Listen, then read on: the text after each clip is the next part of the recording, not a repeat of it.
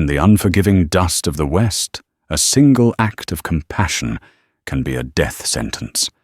For Josephine Gable, a healer living on the fringes of a town steeped in fear that Act was pulling a bleeding man from the churning waters of Redemption Creek. He wasn't a settler or a prospector. He was a Lakota warrior, the sworn enemy of her people. As she secretly mended his wounds, she couldn't know that his life was tied to the fate of the entire town. 5 days later, the horizon would answer for her crime, not with a single rider, but with an army.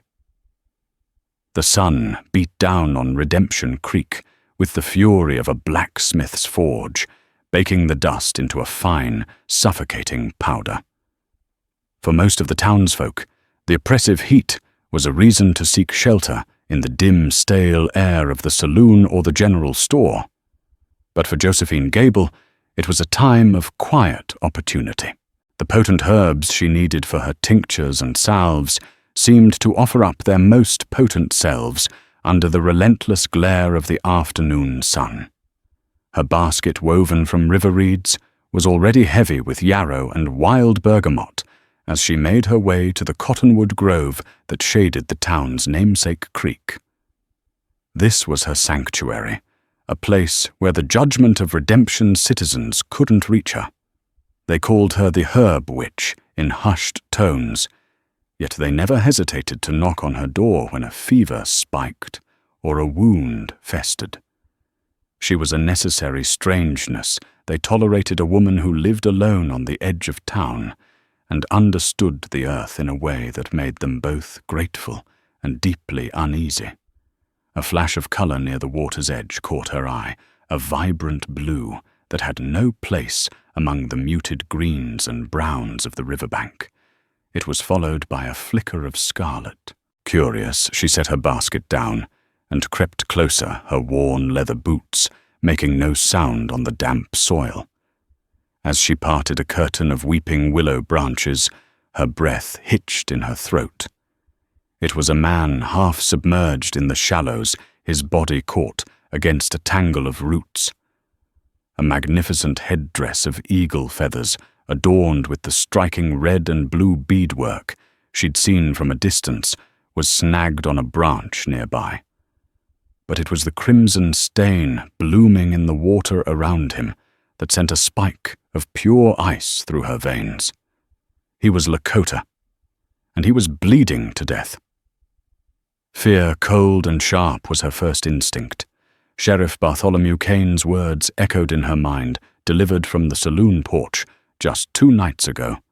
They are savages waiting for a chance to strike. Show them no mercy, for they will show you none. To be found near a Lakota, let alone a wounded one, was a crime, punishable by suspicion at best, and a rope at worst. She should have turned back. She should have run to her small cabin, bolted the door, and forgotten what she saw. It was the sensible thing to do, the safe thing to do. But as she watched the man's head lolled to the side, his face slack with pain and exhaustion, his chest slick with water, and blood rose and fell in shallow, stuttering breaths. He wasn't a faceless enemy from the sheriff's tirades. He was a dying man, and Josephine was a healer. Her hands knew only one purpose: to mend what was broken. Her conscience warred with her survival instinct, a brutal, silent battle fought in the shade of the cottonwoods. To help him was to risk everything: her home, her precarious place in the community, her very life. To leave him was to betray the core of who she was. With a curse whispered to the uncaring sky, her conscience won. Wading into the cool water, she grabbed his arm. He was heavier than he looked, all lean muscle and solid bone. He groaned a low, guttural sound of agony as she dragged him toward the bank. His eyes fluttered open for a moment, dark and unfocused, before sliding shut again. Once on the muddy shore, she could see the full extent of the damage. A bullet had torn through his side, a ragged, angry wound that was still weeping blood. It was a miracle he'd made it this far. Panic began to set in. She couldn't treat him here. Someone could stumble upon them at any moment. She scanned her surroundings, her mind racing. The old root cellar dug into the hillside behind her cabin was her only option. It was cool, dark, and forgotten by everyone but her. Getting him there would be a Herculean task. He was tall, and though weakened, his weight was a dead anchor. Gritting her teeth, Josephine looped his arm over her shoulders, taking on most of his weight, and began the agonizingly slow journey. She used the trees for cover, her heart pounding with every rustle of leaves, every distant dog bark from the town. He was a dead weight, his body, a testament to the violence that simmered just beyond the so-called civilization of Redemption Creek. Each step was a prayer and a risk. By the time she reached the thick wooden door of the cellar, her muscles screamed in protest, and her dress was soaked with sweat and stained with his blood. With her last ounce of strength, she maneuvered him down the stone steps and laid him gently on a pile of old burlap sacks. The air was cool and smelled of damp earth and stored apples. In the dim light filtering through the cracks in the door, his features became clearer. He had a strong jaw, high cheekbones, and long black hair matted with mud and blood. A leather cord holding a single carved bear claw hung around his neck. He was young, no older than she was. She hurried back to her cabin, grabbing clean cloths, her strongest antiseptic tincture made from willow bark, and a needle and gut thread. Her hands trembled as she worked, cleaning the wound with a gentleness that belied the terror hammering at her ribs. The bullet had gone clean through a small mercy. As she stitched the torn flesh together, the warrior's body convulsed, and a single word escaped his lips, a name spoken in a language she didn't understand. It sounded like a plea. "Shh," she whispered, her voice unsteady. "You're safe for now." As she packed the wound with a poultice of comfrey and yarrow, she knew she had just crossed a line from which there was no return. She had brought the enemy into her home. She had defied the laws of her town and the hatred in men's hearts. And as she looked at the unconscious warrior lying in her cellar, a chilling thought settled over her. She hadn't just saved a man's life. She had lit a fuse. She just didn't know how short it was. The first 24 hours were a blur of fear and furtive care. Josephine existed in a state of heightened alert, where the creak of a floorboard or the whinny of a distant horse sent a jolt of adrenaline through her. She tended to the warrior in the dim confines of the root cellar, changing his dressings, forcing sips of willow bark tea between his cracked lips to fight the fever that had taken hold. He remained mostly unconscious, lost in a delirious state where he mumbled words in his native tongue, sharp guttural commands, one moment soft murmurs the next. During his brief moments of lucidity, his eyes would fix on her dark and filled with a mixture of suspicion and confusion. He refused the broth she offered, his jaw set stubbornly. She understood. She was his enemy, a ghost-faced woman who smelled of strange herbs. Why would he trust her? "I'm not going to hurt you," she said softly on the second day, holding a small wooden bowl of cooled broth. He stared at her, his gaze sharp and intelligent despite the fever clouding it. "You need to eat. To heal." She gestured to the bowl, then to his mouth. He simply shook his head, a minute-defiant movement. With a sigh, Josephine left the bowl beside him and retreated up the cellar steps. She couldn't force him. The will to live had to be his own. Meanwhile, Redemption Creek was buzzing with a nervous energy that pricked at Josephine's skin every time she dared to venture into town for supplies. Sheriff Kane, a man whose presence was as large and oppressive as his shadow, had made the saloon his unofficial headquarters. He stood on the porch, his thumbs hooked in his belt, his silver star glinting. "He's out there somewhere," he boomed to the small crowd of anxious men. One of my deputies, Jed Miller, saw him plain as day up by Carver's Ridge, a Lakota savage trespassing. Jed fired a warning shot, and the heathen bolted. "He's wounded, and a wounded animal is a desperate one. Lock your doors. Keep your rifles loaded." Josephine, listening from the shadows of the general store's awning, felt a chill despite the heat. A warning shot. The wound in the warrior's side was no warning. It was a shot meant to kill. Kane was twisting the narrative, painting his deputy as a hero and the Lakota man as a predator. He was stoking the town's fear, nurturing it like a precious crop. That evening, the fever broke. Josephine went down to the cellar to find the warrior awake, his eyes clear for the first time. He had drunk the broth. It was a small victory, but it felt monumental. She knelt beside him, offering a fresh bowl.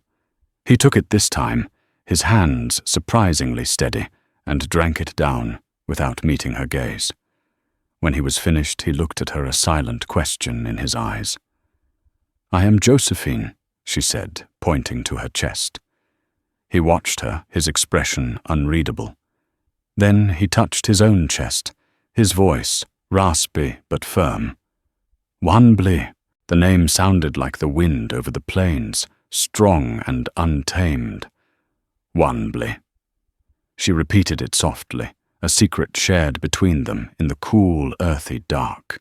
Communication was a slow, painstaking process. They used gestures, drawings in the dirt floor of the cellar. He showed her a picture of an eagle, then pointed to himself. "Wanbli." She pointed to the drawing of a flower, then to herself and her basket of herbs. He seemed to understand. He learned her name, his pronunciation, rough but clear. In those quiet moments, the caricature of the savage, Sheriff Kane, painted began to crumble, replaced by the reality of the man before her. She saw the intelligence in his eyes, the pride in the way he held himself, even when racked with pain, and the deep sorrow that flickered in his gaze when he thought she wasn't looking. He was not a monster. He was a man far from his people, wounded, and at her mercy. On the third day, the sound of hoofbeats sent Josephine's heart into her throat. She peered through a crack in her cabin wall and saw Sheriff Kane and Deputy Jed Miller riding directly toward her property. Miller was a wiry, unpleasant man with shifty eyes who had made unwanted advances toward Josephine more than once. Miss Gable Kane called out his voice, a false, booming friendly. Her mind raced. Had they found something? A drop of blood? A footprint? She smoothed her apron, took a deep breath, and stepped outside, forcing a neutral expression onto her face. "Sheriff." "Deputy." "What can I do for you? We're searching all the properties on the edge of town." Kane said, his eyes scanning her small homestead, lingering on the cellar door. "Looking for that wounded Lakota. An animal will find a place to crawl into when it's hurt. Thought you might have seen something. I've seen nothing but sun and dust for 3 days." "Sheriff," she replied, her voice remarkably steady. Miller dismounted and walked casually toward the cellar. "What's in there, Josie?" he asked, using a familiar tone she despised. "My winter stores," she said, stepping into his path. "Potatoes and preserves. I doubt you'll find your man hiding amongst my jam jars." Miller smirked, his gaze dropping to her dress. "You never know. Might be worth a look." He reached for the thick iron handle on the door. Josephine's blood ran cold. Down below, Wanbli was lying on the burlap sacks, hopefully silent, hopefully unseen. The slightest sound would betray them both. "I wouldn't do that," Josephine said, her voice dropping to a low, firm register. He paused, surprised by her tone. "There's a family of black snakes living in the foundation. They keep the mice out. Unless you have a fondness for being bitten, I'd leave that door shut." Miller hesitated, his bravado wavering. He hated snakes. Kane chuckled from his horse. "Leave it be, Jed. The lady knows her homestead. Let's go check the old quarry." Jed shot Josephine a final resentful glare before mounting his horse. As they rode away, Josephine leaned against the cabin wall, her legs weak with relief. It had been a lie born of desperation, but it had worked. Down in the cellar, Wanbley had heard everything. When she descended the steps later with fresh water, he was sitting up, his expression intense. He had pulled himself to the wall, and in his hand was a piece of charcoal from the small fire pit she'd used to boil water. On the stone wall he had drawn a picture. It was a circle of teepees, a camp. In the center he drew a much larger teepee, and next to it a man with a full flowing war bonnet. He then pointed to the man, then to his own heart, and made a gesture of respect. His father. A chief. Josephine stared at the drawing, the implication settling in like a stone in her gut. She hadn't just saved a warrior. She was hiding the son of a Lakota chief. And Sheriff Kane wasn't just hunting a savage. He had shot a prince. The fuse she had lit was attached to a powder keg, larger and more dangerous than she could ever have imagined. The close call with the sheriff left a lingering tension in the air, as thick and suffocating as the dust storms that occasionally swept through Redemption Creek. Josephine found herself watching the horizon constantly, her senses tuned to the sound of approaching riders. Wanbley, for his part, was growing stronger. The color was returning to his face, and the deep gash in his side was beginning to heal the skin, knitting together under her careful ministrations. His recovery brought a new set of challenges. He was no longer content to lie passively on the burlap sacks. He was a man of action, and confinement chafed at his spirit. He began to move around the small cellar, testing his strength, his movements fluid and silent, like a panther pacing a cage. He would watch her with an intensity that made her skin prickle not with fear, but with a strange, unfamiliar awareness. One afternoon, as she was grinding herbs, he spoke her name. Josephine. She looked up surprised. He was holding the small carved bear claw from the cord around his neck. He held it out to her, his palm open. "Matto," he said, tapping his chest. He then pointed to the drawing of the chief he had made on the wall. He was telling her his father's name. Matto. Bear.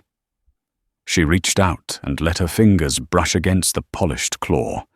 It was a gesture of profound trust, a bridge across the chasm of their two worlds. In his culture, she was beginning to understand a name held power. To share his father's name was to share a piece of his soul. "Thank you," she whispered, meeting his gaze. For the first time, she saw not a warrior, not an enemy, but the man himself. She saw strength, sorrow, and a deep, abiding loyalty to his people. That night, the reason for Sheriff Kane's relentless hunt became terrifyingly clear. Josephine had to risk a trip to the general store for salt and flour. The place was crowded, the air thick with the smell of chewing tobacco and cheap whiskey. Kane was holding court near the counter, his voice low and conspiratorial. "It ain't just about running off one savage," he was saying to a group of prospectors and ranchers. "Bartholomew Dalton, the surveyor from back east, was through here last month. He told me that creek, the very one these heathens claim as their sacred water, is glittering." A man named Jebediah, a grizzled prospector with greedy eyes, leaned in. Glittering with what Sheriff Kane smiled a predatory slash in his beard. Gold. Dalton's survey maps show a vein running right along the riverbed starting just north of here. On their land.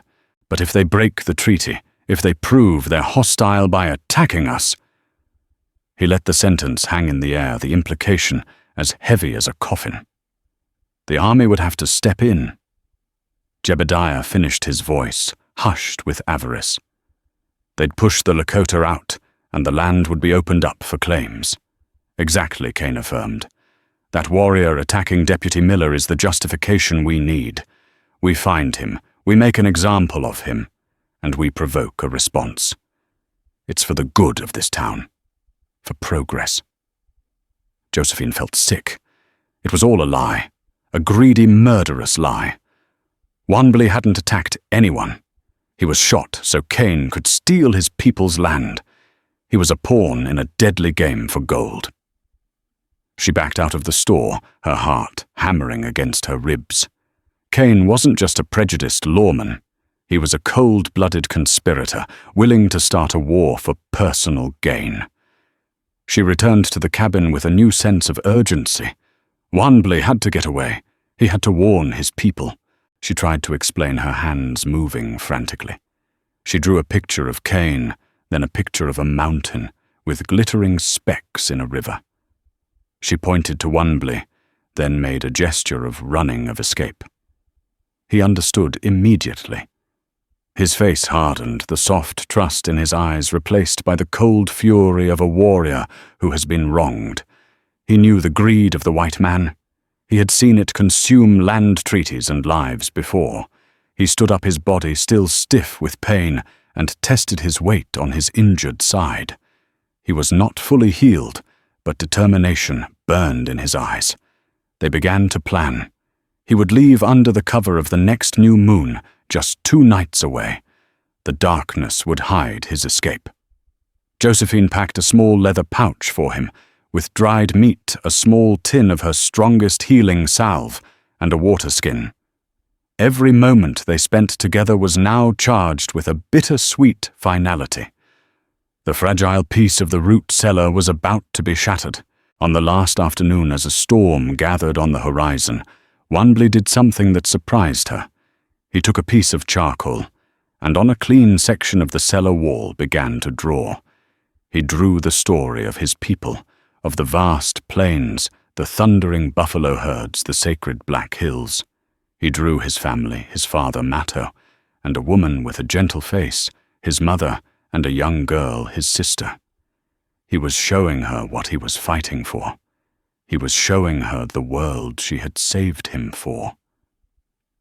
As she watched him tracing the lines of his people's history, Josephine felt a profound sense of connection to him, a bond forged in secrecy and defiance. She had saved his life, but in doing so he had opened her eyes to the brutal injustice that her own people were capable of. Her simple act of compassion had spiraled into something far more complex, pulling her into the heart of a conflict she was only just beginning to understand. The coming darkness was no longer just a cover for his escape. It felt like a prophecy for the fate of Redemption Creek itself. The air on the night of the new moon was thick and heavy, charged with the energy of the approaching storm. The sky was a canvas of bruised purples and inky blacks, completely devoid of stars. It was the perfect cover. Josephine and Wanbley stood just outside the root cellar, cloaked in the deep shadows of the hillside. He was dressed only in his buckskin leggings, his chest bare, revealing the lean, powerful muscles of a life lived on the plains. The wound on his side was a puckered, angry scar, a testament to how close he had come to death. In his hand he held a walking stick she had fashioned for him from a sturdy branch of ash wood. "The North Star is hidden," she whispered, pointing into the oppressive darkness. "But if you follow the creek upstream, it will lead you toward the Black Hills. Keep the rising sun to your back in the morning." He nodded, his dark eyes meeting hers. There were no words in her language to convey the depth of gratitude, the respect he felt.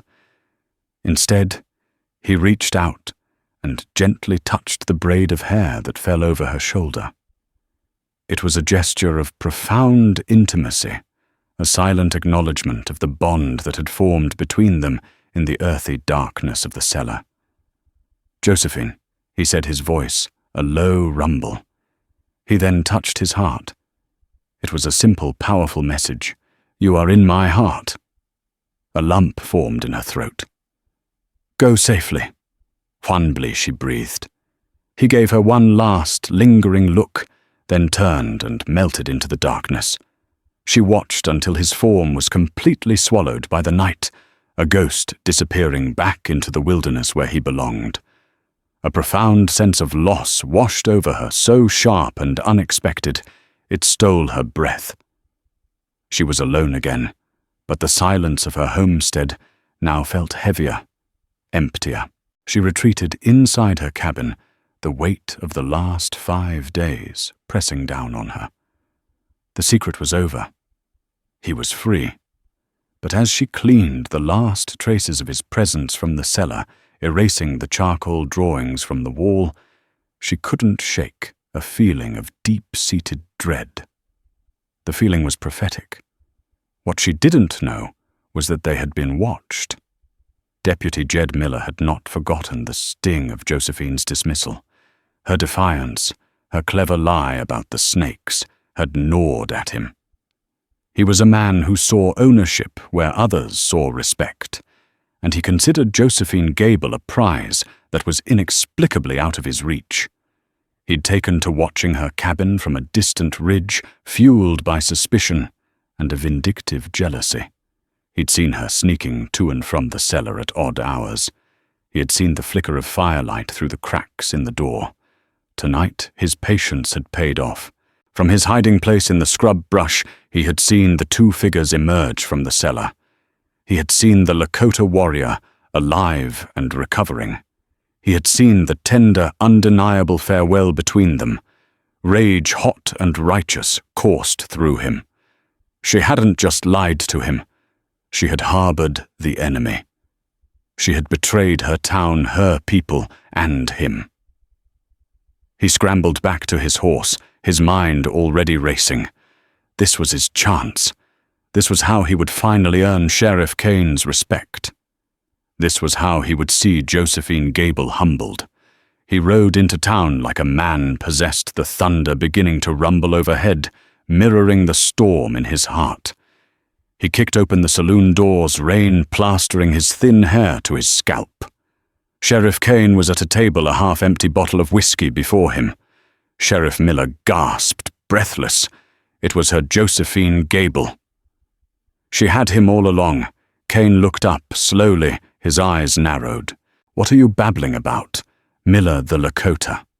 The one I shot, he's been hiding in her root cellar this whole time. I just saw him leave heading north. She was helping him. The saloon fell silent. The lazy clinking of glasses and low murmur of conversation died instantly. Every eye turned to Miller, then to the sheriff. Kane's chair scraped against the floor as he stood up, his face a mask of cold fury. The piece of the puzzle he'd been missing had just slammed into place. The reason the trail had gone cold, the reason the savage hadn't been found dead in a ditch, it was the quiet herb witch, the strange woman on the edge of town. He's gone, Kane growled, his voice dangerously low. Just now, headed for the hills, Miller confirmed, puffing out his chest with self-importance. Kane's fist slammed down on the table, making the bottle jump. He can't warn them. Not yet. He turned to the stunned patrons of the saloon. Get your rifles. Every man who can ride. We're going after him. He then rounded on Miller, his eyes glittering with a cruel light. You, Jed, you're coming with me. But first, we're going to pay a visit to the traitor who harbored him. We'll get her to tell us which way he went. She'll talk. The sheriff's smile was a chilling sight. One way or another. As the men scrambled for their horses and guns, a jagged fork of lightning split the sky, illuminating the panicked, angry faces. The storm had finally broken, unleashing a torrent of rain that turned the dusty streets of Redemption Creek into a churning river of mud. Josephine heard the riders before she saw them. The sound of dozens of galloping horses, a thunderous noise that was not of the storm. She rushed to her window and her heart stopped. A mob of men, their figures, silhouetted by lanterns and lightning, was charging toward her cabin with Sheriff Kane and Jed Miller at its head. There was no time to run, nowhere to hide. The truth had found her. She stood in the center of her small room, her hands clasped before her, and waited.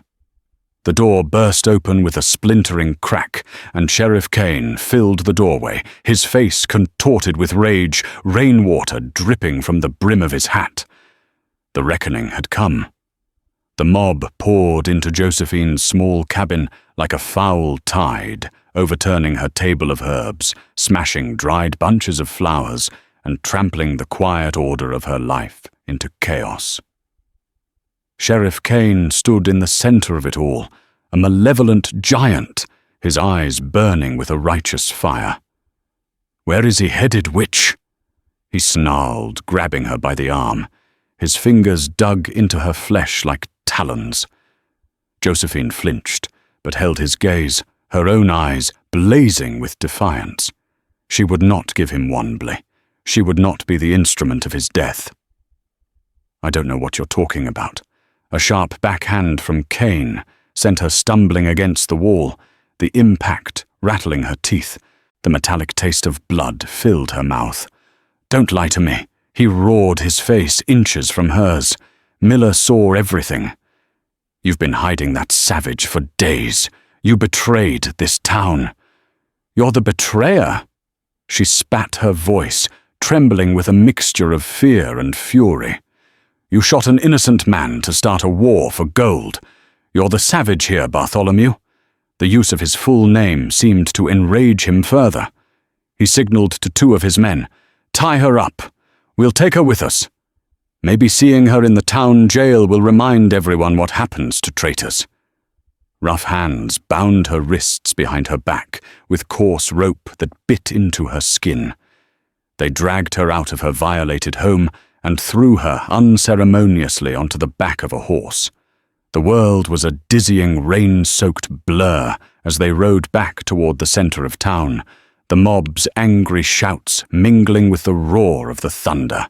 They threw her into the town's jail, a cramped, filthy cell with a single barred window and a cot that smelled of sweat and despair. Through the window she could see the makeshift gallows being erected in the town square, a fresh pine frame, stark and pale against the stormy sky. They weren't just building it for Wanbley, they were building it as a symbol, a promise of what was to come. Kane's posse rode out into the storm-lashed darkness, a hunting party sent to correct Josephine's act of mercy. She was left alone in the suffocating silence of the jail, her hope dwindling with every passing hour. She prayed that Wanbley with his head start, and his knowledge of the land would evade them. She prayed the storm would cover his tracks. Dawn broke grey, and weeping the rain having subsided to a miserable drizzle. The town square was a sea of mud. A grim crowd had already gathered their faces, pale and anxious in the morning light. Then a shout went up from the edge of town. The posse was returning. Josephine pressed her face against the cold iron bars, her heart a leaden weight in her chest. They had him. Two riders flanked a horse upon which Wanbley was slumped, his hands, tied his head, bowed in exhaustion. His flight for freedom had been brutally short. His injury not yet fully healed had slowed him down. He had fought, that much was clear. His face was bruised, and there was a fresh cut on his cheek, but he carried himself with an unbroken dignity that infuriated his captors. They dragged him from the horse and shoved him toward the gallows. Sheriff Kane, preening with victory, climbed onto the platform. He held up his hands for silence. "People of Redemption Creek," he bellowed, his voice echoing across the silent square. "Last night we rooted out a traitor in our midst. This woman," he pointed a thick finger toward the jail, toward Josephine, gave aid and comfort to our enemy. And this is the enemy. He grabbed Wanbley by the hair, forcing his head up for the crowd to see. This is the savage who attacked Deputy Miller, who crept onto our lands to spy and to kill his presence. Here is an act of war by his people. But we will send them a message today. We will show them the price of their aggression. A noose, thick and ominous, was thrown over the crossbeam of the gallows. They forced it around Wanbley's neck. He did not struggle. He stood tall, his eyes scanning the horizon, not with fear, but with a strange, calm intensity, as if he were looking for something, as if he were waiting. Josephine screamed his name, her voice raw with anguish. "He's innocent. Cain is the liar. He wants a war for the gold in the creek." Her words were swallowed by the jeers of the crowd, fueled by Cain's rhetoric and their own deep-seated fears. They saw only what they had been told, to see a savage in a noose and a traitor in a cage. Jed Miller stood by the gallows, a smug, triumphant smirk on his face, as he looked from Wanbley to Josephine, savouring his victory. The sheriff placed the knot of the noose under Wanbley's ear. "Let this be a warning," he declared to the silent plains. "This land is ours, God's country, and we will not suffer heathens to live on it." He nodded to the man standing by the lever. The man's hand tightened, ready to release the trap door. The crowd held its breath. Time seemed to slow each second, stretching into an eternity. Josephine closed her eyes, unable to watch a sob tearing from her throat. The world had gone silent, save for the creak of the rope in the wet morning air. This was the end. Mercy had been met with brutality. Compassion had earned her a cage and him a rope. Greed had won. But in that final, dreadful moment of silence, a new sound emerged. It was faint at first, a low, rhythmic beat carried on the wind. It was not the sound of the town. It was something else, something ancient and powerful. Wanbley's eyes, still fixed on the horizon, narrowed. A flicker of something unreadable passed over his face. The sound grew louder, a steady earth-shaking rhythm, the pounding of hundreds of unshod hooves on wet earth. The crowd began to murmur, turning their heads toward the low ridges that bordered the town to the north. A lone figure appeared on the crest of the hill. Then another. And another. The appearance of the first rider on the ridge silenced the town square in an instant. The jeers and murmurs died in people's throats, replaced by a collective sharp intake of breath. Sheriff Cain, his hand raised in a triumphant gesture, froze mid-air. The man at the gallows lever looked up, his face suddenly slack with confusion. The lone rider was not a settler or a cowboy. He sat atop his pinto pony with the innate grace of one born to the saddle, a lance adorned with eagle feathers held upright in his hand. He was a silhouette against the weeping grey sky, a sentinel of something vast and terrible to come. Then, as if summoned by his very presence, a second rider appeared beside him, and then a third. Within moments, the entire length of the northern ridge began to fill. Dozens, then scores, then hundreds of Lakota warriors materialized from the morning mist lining the horizon like a living, breathing thunderhead ready to break. They were a silent, formidable army, their painted faces grim, their weapons, bows, lances, and rifles held at the ready. The soft, rhythmic thunder Josephine had heard was the sound of their arrival, a sound that now echoed not just in the air, but in the frantic, terrified hearts of every person in Redemption Creek. The power dynamic of the entire world shifted in that single, breathtaking moment. The hunters had become the hunted. The confident, jeering crowd was now a terrified flock of sheep trapped in a valley surrounded by wolves. The makeshift gallows, a moment before a symbol of their dominance and brutal justice, now looked like a foolish, arrogant provocation, a lit match held to a barrel of gunpowder. On the platform, Wanbley did not look surprised. A quiet, fierce pride settled over his features. He stood taller, the rope around his neck seeming less like a tool of his execution, and more like an affront that would be answered in blood. He had not been looking for an escape. He had been looking for his people. And they had come. At the center of the formidable line of warriors, one figure moved forward. He was older than the others, his presence commanding, his authority absolute. He wore a magnificent war bonnet of eagle feathers that trailed down his back, each feather representing a courageous deed. Even from this distance, Josephine could feel the sheer force of his will. He rode a powerful black stallion that seemed to carve a path through the very air. This had to be Matto, the bear. Wanbley's father. Sheriff Kane's face had drained of all color. The bravado and bluster evaporated, leaving behind the pale, clammy skin of a cornered coward. His eyes darted around the square at the terrified faces of the townsfolk who had followed him so blindly, and then up at the silent, watching army that held all of their lives in its hands. "What is this?" He stammered, his voice, a pathetic squeak that was swallowed by the immense silence.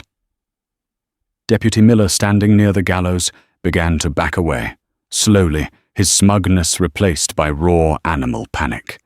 His gaze met Josephine's through the bars of her cell, and for the first time she saw pure terror in his eyes. He had lit this fire, and now the whole world was about to burn. Chief Matto raised his lance, and 1,000 arms on the ridge behind him raised their weapons in unison. It was a gesture of absolute unity, of terrifying silent power. He then spurred his horse forward, descending the ridge at a slow, deliberate pace. He was not charging. He was approaching with the calm, inexorable certainty of an avalanche. A dozen of his best warriors, their faces painted for war, fell in behind him, their horses moving as one. The townsfolk scrambled backward, a wave of humanity receding from the approaching tide. They pressed against the walls of the saloon and the general store, their hands empty, their rifles leaning uselessly against their homes. They had come for a spectacle, for an execution. They were not prepared for a war. Matto and his honor guard rode into the town square and stopped just before the gallows. The chief's eyes, dark and piercing, swept over the scene. They took in the terrified crowd, the slack-jawed sheriff, and the pine gallows. Then they settled on his son. A look of profound pain and fury crossed Matto's face as he saw the rope around Wanbley's neck. He dismounted, his movements measured and powerful. He walked to the base of the platform and looked up at his son. He spoke not to the crowd, not to the sheriff, but to Wanbley. His voice in the Lakota tongue was not loud, but it carried across the square with the weight of undisputed authority. Wanbley answered, his voice steady, explaining what had happened. Josephine watched her knuckles white as she gripped the bars of her cell. This was the moment of truth. Everything she had done, every risk she had taken, had led to this terrible, magnificent confrontation. She saw the story pass between father and son, the gunshot, the river, the woman who healed him, the betrayal, the capture. When Wanbley finished, he glanced toward her cell. Matto's gaze followed, and for a long moment, the chief's eyes rested on her. She saw no anger in them, only a deep, assessing curiosity. He was seeing the woman who had saved his bloodline. Then his gaze shifted to Sheriff Kane, and the cold, hard fury returned, magnified tenfold. He pointed a finger not at his son, but directly at the sheriff. He spoke again, but this time in broken, heavily accented English, the words sharp and clear as chips of flint. "You," he said, his voice a low growl that vibrated with contained rage. "You take that rope off my son. Now." Sheriff Kane stood frozen on the gallows platform, a man trapped between the foolish pride that had led him to this moment and the stark terror of the reality confronting him. Before him stood a Lakota chief whose eyes promised a brutal death. Behind him, on the ridge, an army waited for a single command to unleash hell upon Redemption Creek. The entire town held its breath, suspended in the terrifying silence between a lightning strike and its devastating thunder. "He is a criminal," Kane finally stammered, his voice cracking. It was a pathetic attempt to cling to the authority that had vanished the moment the warriors appeared. "He trespassed. He attacked my deputy chief." Matto took a slow step forward, his hand resting on the hilt of the knife at his belt. "The man with the snake's eyes," he said, his gaze flicking to Jed Miller, who tried to shrink behind a water trough. "He lies. My son was hunting on the land of our ancestors, as the treaty allows. Your man shot him in the back." He turned his burning gaze back to Kane. "And you. You hunt him to steal the yellow metal from our sacred water. You seek to spill our blood to fill your pockets," the townsfolk murmured amongst themselves. "Gold." The rumor Josephine had heard was now being spoken by the man they had wronged. They looked at Sheriff Kane, not with admiration, but with dawning comprehension, and a bitter, rising resentment. His greed had brought this army to their doorstep. Now Matto repeated his voice, dropping to a deadly whisper. "You will cut him down, or my warriors will turn this town into a field of ashes and salt the earth with your bones." Kane, trembling, fumbled for his knife. His hand shook so violently he could barely open the blade. He stumbled toward Wanblee and clumsily sawed at the thick rope. The moment it fell away, Wanblee leaped from the platform, landing gracefully on the muddy ground beside his father. Two of the Lakota warriors immediately moved to his side, their bodies forming a protective shield around him. The power had completely shifted. Wanblee was free. Kane was the one in a cage, trapped on his own gallows. "It is not enough," Matto declared, his voice ringing with the clarity of a death sentence. "A crime has been committed. There must be justice." He pointed his lance first at Kane, then at a cowering Jed Miller. "We will have the man who pulled the trigger and the man who gave the order." The crowd gasped. This was not a negotiation. It was a demand for blood. Kane's face went white. "You can't. I am the law in this town." "Your law is a lie," Matto retorted. He turned his gaze to the crowd. "You followed this man. You stood and watched, ready to cheer the murder of my son. His crime is now your crime. His debt is now your debt. Give us the two men, and we will leave this town in peace. Refuse, and we will take our justice from every one of you." It was a stark, brutal choice. The lives of two men against the survival of the entire community. The townsfolk looked at each other, their fear curdling into a desperate pragmatism. They looked at Kane, the swaggering bully who had led them to the brink of annihilation, and at Miller, the weaseling coward. There was no loyalty left, only the instinct for self-preservation. Jebediah, the grizzled prospector, was the first to speak. "Sheriff," he said, his voice rough. "He's right. This was your doing. You lied to us," another man shouted from the crowd. "You told us it was an attack." The sentiment spread like wildfire. The mob, which had been so eager to follow Kane's lead, now turned on him with the same fickle ferocity. They were not defending justice or law. They were cutting away the diseased limb to save the body. "Give them up," a woman screamed. "We have children here." From her cell, Josephine saw her chance. "He has the proof," she yelled, her voice cutting through the noise. "Sheriff Kane has the surveyor's map, the one showing the gold on Lakota land. It's in his office, in his desk. It proves he planned all of this." All eyes turned to her, then back to the sheriff's office. It was the final piece of the puzzle, the tangible proof of his betrayal. The accusation hung in the air, undeniable. Kane was cornered, exposed, and abandoned by the very people he had sought to lead. With a desperate cry, Cain leaped from the back of the gallows and made a run for his office. It was a foolish, panicked move, but he never made it. Two of Matto's warriors spurred their horses, cutting him off with ease. A thrown bowler wrapped around his legs, sending him crashing face first into the mud. They dragged him back to the center of the square like a netted animal. The townsmen, now fully committed to their new course, grabbed Jed Miller, who was blubbering and pleading. They shoved him forward and threw him on the ground next to Cain. The two architects of the conflict now lay side by side in the mud, their authority stripped away, their lives forfeit.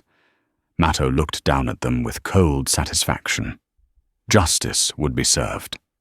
But there was one last piece of business.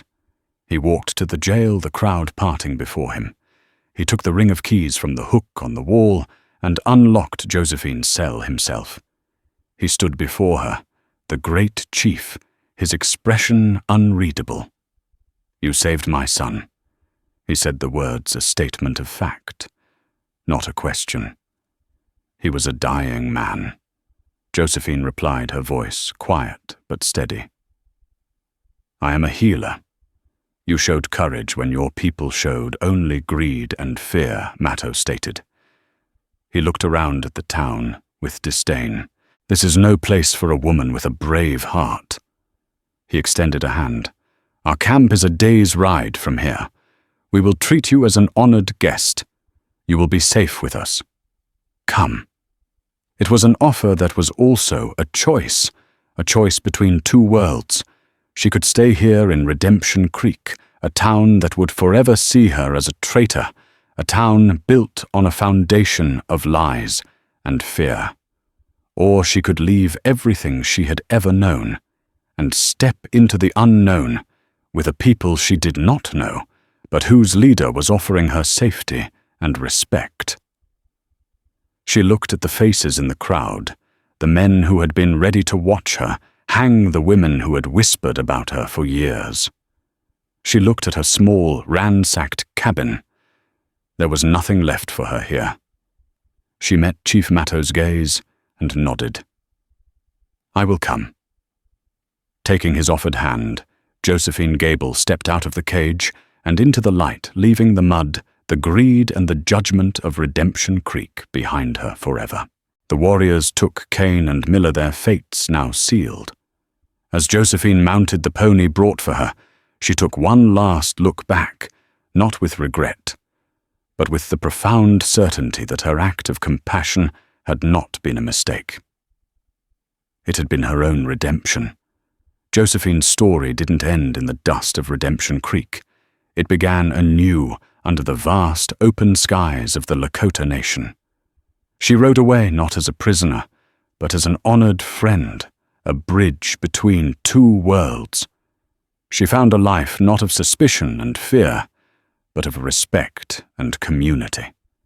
She taught the Lakota people her knowledge of healing herbs, and in return, they taught her the language of the plains, the wisdom of their ancestors, and the meaning of true belonging. The tale of the herb witch who defied a town, and the chief who answered her courage became a legend whispered in the West, a powerful reminder that a single act of compassion can redirect the course of history. It proves that true strength isn't found in a gun or a gallows, but in the heart's refusal to bow to hatred. If this story of courage, justice, and unexpected connection moved you, please take a moment to hit the like button and share it with others. And don't forget to subscribe to our channel for more stories that uncover the hidden heroes of history. Thank you for watching.